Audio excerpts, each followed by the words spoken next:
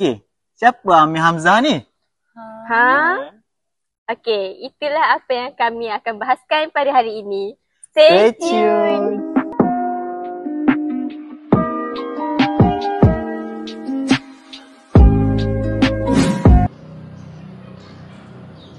Baiklah, kembali lagi kita ke dalam siri yang kedua, iaitu mengenai karya-karya tokoh Amir Hamzah. Baiklah, Akil, bagi saya lah kan, antara antologi yang paling terkenal ialah Buah Rindu dan juga Nyanyi Sunyi. Yang mana sebenarnya karya-karya kedua ini adalah benar-benar menggambarkan keunggulan lah. Sebab bagi saya beliau ni adalah dalam dunia moden sastra Melayu lah orang kata. Macam tu. Wow, sangat menarik. Jadi Farisha boleh ceritakan tentang tema dan isi dengan lebih lanjut tentang novel, kedua-dua novel ini? Okey, boleh Akil. Okey, baiklah. Sebenarnya antologi Buah Rindu ni diterbitkan pada tahun 1941 lah untuk pengetahuan Akil dan juga penonton-penonton yang berada di luar sana. Baiklah, sebenarnya pada tahun ini terdapat 25 buah puisi yang bertemakan cinta, kerinduan dan juga keagamaan lah. Dalam kumpulan ini kita ambil tokoh Amir Hamzah kan.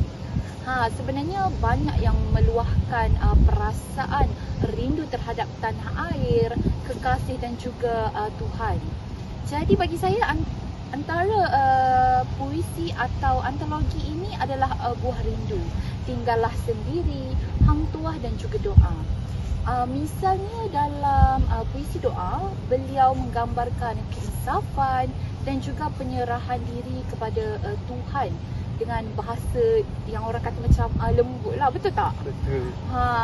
Jadi kalau bagi puisi Hang Tuah pula banyak menonjolkan semangat kepahlawanan lah. Yang orang kata kepahlawanan tu sebagai wira epik. Jadi bagaimana pula dengan Nyanyi Sunyi yang sering disebut dalam karya Amir Hamzah? Nyanyi Sunyi ni diterbitkan pada tahun 1939 lah, yang mana dianggap sebagai kemuncak kepada pencapaian beliau dalam bidang puisi. Okey, dalam antologi ini Amir Hamzah ni banyaklah orang kata memperlihatkan renungan rohani yang mendalam dan pencarian yang orang kata makna lah dalam kehidupan. Jadi antara puisi yang termuat di dalam ni ialah Padamu Jua, Berdiri Aku dan Tuhan, Aku Cinta Padamu. Nampak tak? Macam tajuk buku tu macam wow kan? Sangat wow. Ya, betul. Jadi misalnya dalam puisi Padamu Jua tu beliau meluahkanlah orang kata kerinduan dan kecintaan kepada Tuhan Yang Maha Esa. Jadi dengan gaya bahasa dan simbolik dengan sangat indah dan berirama. Jadi setiap bait dalam puisinya itu membawa nilai spiritual yang tinggi dan orang kata syaratlah dengan makna ketuhanan itu. Nampaknya karya beliau bukan sahaja indah dari segi bahasa, tetapi juga kaya dengan nilai rohani dan falsafah. Ya, betul tu Akil. Sebab puisi-puisi Amir Hamzah ni sebenarnya turut tersiar orang kata dalam majalah Pujangga Baru, iaitu majalah sastera yang mana beliau ni adalah dirikan bersama tokoh seperti Sultan Takdir, Ali Jasbana dan Armi Jantin.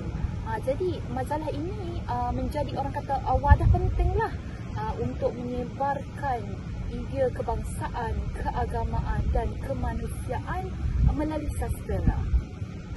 Jadi saya nak tanya, jadi berdasarkan penjelasan yang panjang dari Farisha tadi, apakah karya Amir Hamzah yang boleh dikategorikan di dalam zaman yang mana?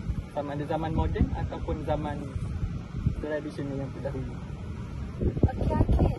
Karya beliau ni dikategorikan dalam zaman Pujangga Baru yang mana berlangsungnya antara tahun 1930 sehingga tahun 1945, iaitu zaman ini adalah merupakan orang kata era lah kebangkitan semula bahasa dan sastra Melayu moden.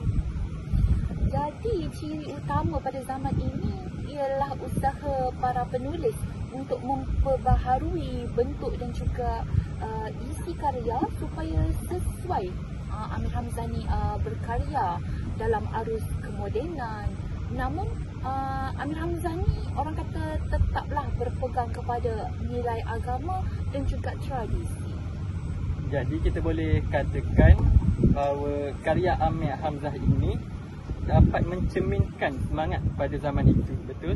Tepat sekali Akil. Wow, nampaknya Akil betul-betul memberi orang kata fokuslah kepada saya. Betul tu Akil. Walaupun Amir Hamzah ini menggunakan gaya puisi moden, tapi beliau ini masih mengekalkan nilai Islam dan adat Melayu. Beliau bijak dalam menggabungkan unsur tradisional dengan gaya baru yang orang kata lebih segar, macam tu.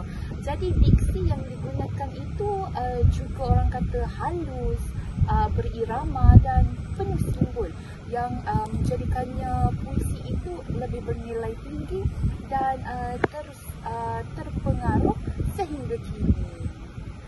Pada pendapat Farisha, apakah kesimpulan yang menyeluruh yang Farisha boleh katakan terhadap karya ini? Okey, bagi saya lah kan nak secara menyeluruh Betul.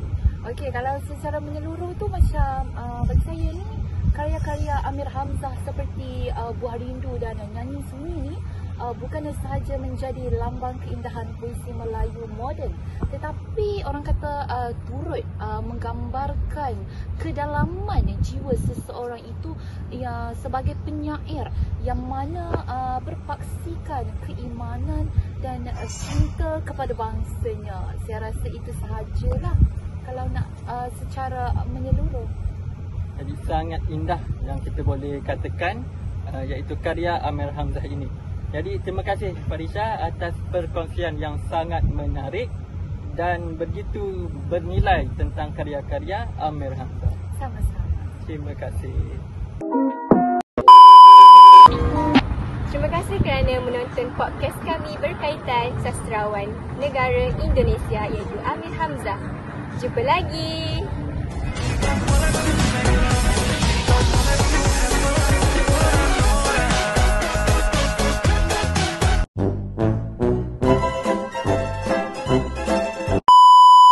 Bersama kami. Berapa kali? Sekarang Indonesia. Okey, stop.